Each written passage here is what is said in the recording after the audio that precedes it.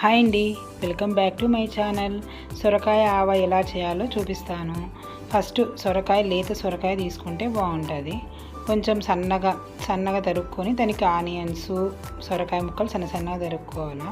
దానికి తగినంత పచ్చిమిరపకాయలు, ఉప్పు, కొబ్బరి, కొత్తిమీర ఇవన్నీ మనం దానికి సరిపడంత తీసుకుంటే బాగుంటుంది. ఒక గిన్నెలో కొంచెం 2 స్పూన్స్ ఆయిల్, కొంచెం తిరువాత గింజలు, కరివేపాకు ఇవన్నీ వేసి వేగనివ్వాలి.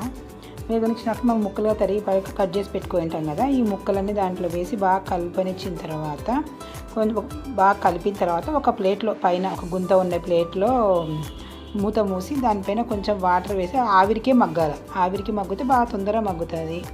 మనం ఇందాక పచ్చిమిరపకాయలు వల్ల మిక్సీ పట్టుకోవాలని చూపించాను కదా, ఇదంతా దాంట్లో మొత్తం మెత్తగా మిక్సీ పట్టిన తర్వాత మనం ఉత్తపప్పులు మిక్సీ కొట్టింటాం కదా, ఆ పప్పుల పొడి 2 స్పూన్స్ వేసుకొని ఆ కారంలో బాగా కలుపుకొని పెట్టుకుంటే బాగుంటుందండి.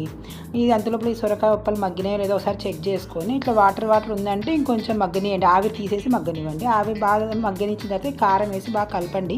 కలిపిన తర్వాత పూర్తిగా చల్లారిన తర్వాత ఒక కాఫీ గ్లాస్ మజ్జిగ వేసి బాగా కలిపి దాన్ని గ్రేవీగా ఉంటుంది. అది అన్నంలోకి కానీ చపాతీలోకి కానీ వేసుకుంటే సూపర్గా ఉంటుంది.